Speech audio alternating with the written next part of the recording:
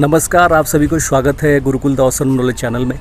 आशा करता हूँ आप सब स्वस्थ हैं और आप लोग की आध्यात्मिक उन्नति आगे बढ़ रही है। कुछ दिन पहले मैंने कम्युनिटी पोस्ट में ये दिया था कि कोई ऐसे कवच के बारे में बताऊँगा जिस कवच को पाठ करने मात्र से ही आपकी शरीर की सुरक्षा होगी, आपकी घर में किसी प्रकार की नकारात्मक ऊर्जा की बास नहीं होगी। आज मैं उस कवच के बारे में बता रहा हूँ। वो कवच आप सभी को पता है और वो कवच इतना शक्तिशाली है जिसका वर्णन शब्दों में वर्णन नहीं किया जा सकता। ठीक है ना।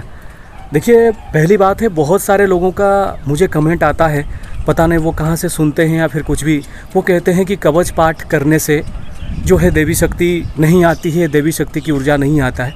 मैं उन सारे लोगों को एक सवाल कहना चाहूँगा कि जो बहुत सारे लोग यंत्र कवच निर्माण करते हैं, हम भी कवच यंत्र निर्माण करते हैं, तो क्या यंत्र कवच पहन लेने से भी तो देवी शक्ति नहीं आ सकती?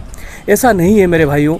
एक्चुअली बात दरअसल ये है कि जब भी आप कोई साधना उपासना करते हो तो आपको कवच पाठ करना ज़रूरी है। जैसे हनुमान जी की कोई कवच आप पाठ करते हो या फिर माता रानी की कोई कवच पाठ करते हो तो उसके लिए भी कुछ विधान दिया गया है। क्यों दिया गया है? बहुत सारे लोग जैसे देवी सप्तशती का पाठ करते हैं, दुर्गा सप्तशती का पाठ करते हैं, उसमें ये पूरी तरह से कहा गया है कि कवच ज़रूर पढ़ना है। क्योंकि कभी कभी ऐसा होता है कि आप जैसे कोई मंत्र जाप, बड़ा सा मंत्र जाप कर रहे हो, कुछ भी कर रहे हो या फिर कोई बड़ा अनुष्ठान कर रहा हो, आपकी परीक्षा बहुत ज़ोर से होती है। ठीक है ना। तो ऐसी परीक्षा होती है कि उसमें आपको बहुत सारे परेशानी का सामना करना पड़ता है। तो जब आप कवच का पाठ करते हो तो आपकी ऑरा में, आपकी बॉडी में किसी प्रकार की नकारात्मक ऊर्जा का वास नहीं हो सकता। तो इस प्रकार से जो कवच की बात है, कवच का वर्णन भी बहुत सारे पद्धति से किया गया है और कवच की फलश्रुति में ही उसकी पूरा सार होता है। कभी भी कोई कवच पाठ करना, उसमें लिखा गया है अंत समय में, मतलब यानी लास्ट टाइम में वो लिखा जाता है कि इस कवच को पाठ करने से ये होगा। तो ये जो काम है, ये जो आपको करना है, कवच का पाठ करना है, ये आप दैनंदिन जीवन में ऐड कर सकते हैं या फिर आप कभी कभी पूजा पाठ के समय में भी कर सकते हैं।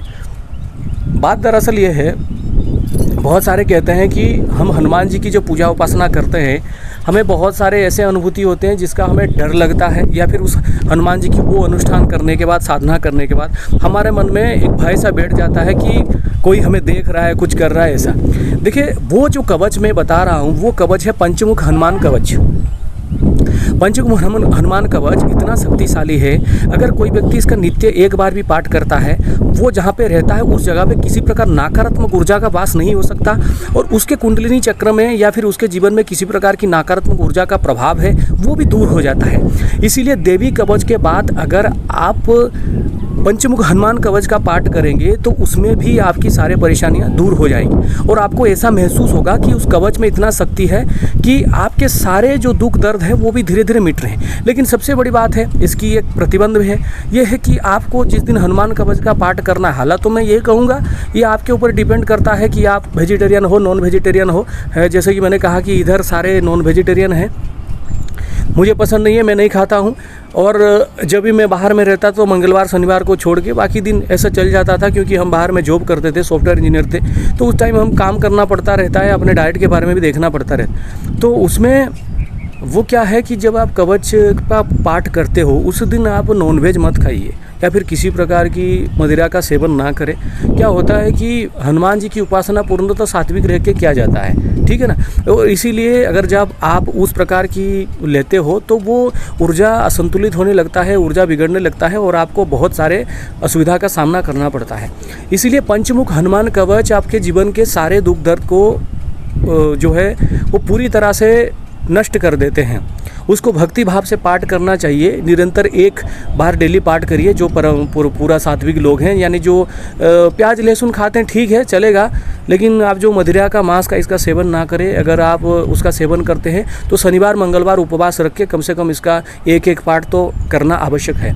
आप इसको कम से कम 1-2 महीने तक करिए, देखिएगा आपके जीवन में जो नकारात्मक चीज़ थी वो धीरे धीरे दूर जा रहा है और आपके परिवार में भी कोई अगर नकारात्मक ऊर्जा का वास है वो भी धीरे धीरे जा रहा है और आपके जीवन के सारे काम बनने लग रहे हैं। कवच पाठ को लेके बहुत सारे गलत भ्रांतियाँ फैलाई गई है, जिसको समझना ज़रूरी है। मैं उन विद्वान व्यक्ति को एक बार ज़रूर पूछना चाहूँगा जो कमेंट करते हैं कि हम तो माँ होते हैं, उनकी जब उपासना करेंगे तो कवच की क्या आवश्यकता। मैंने देवी कवच जब दिया था ये बात आई थी, लेकिन भाई तुम करके देखो। मैंने ये प्रैक्टिकल करने के लिए मैंने खुद किया, उस चीज़ को प्रयोग किया। देखिए पहले तो आपको बहुत अच्छा लगा, क्योंकि आप लोग डेली ज़्यादा से ज़्यादा कितना माला जाप करते हो, 51 माला, ज़्यादा बड़ा साधक 108 माला या फिर ऐसे। कभी कभी हम लोग का मंत्र जाप 351, 251, 350 माला, 400 माला के आसपास पहुंच जाता है। ठीक है, 400 माला शायद बहुत पहले हुआ होगा, लेकिन मिनिमम तो एक सीट में 251, 351 ऐसे तो माला हो ही जाता है।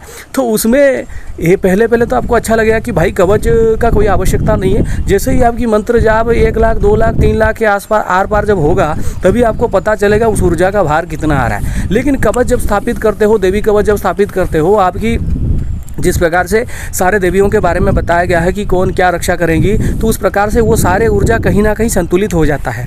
आप इसको देखो। और जो विद्वान व्यक्ति हैं, जो पंडित हैं, उनको भी आप पूछोगे तो वही बताएंगे कि जैसे देवी कवच का आवश्यकता ही क्यों था। उसके पीछे लिखा गया है कि ब्रह्मरा के बेताल, भूत पिशाच, कोई भी किसी भी प्रकार की आपको वो छोड़ दीजिए। अगर कुछ समय के लिए आप उस चीज़ पर विश्वास भी नहीं करते हैं तो भी छोड़ दीजिए, लेकिन नकारात्मक ऊर्जा से जरूर बचाव होता है।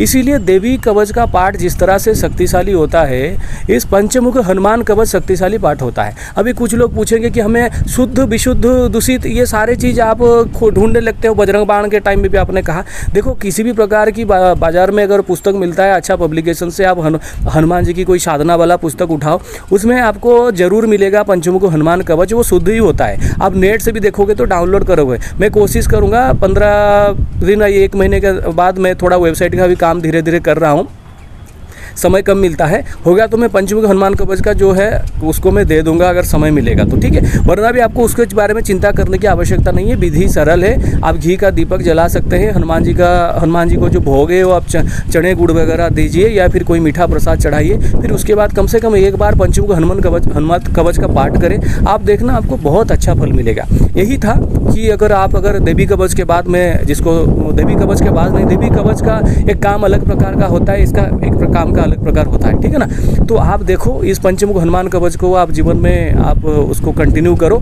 और जो फल मिलता है आप उसको लेके आप जीवन को शांतिपूर्ण बना के रहो। जय माता दी, जय श्री राम, जय हनुमान।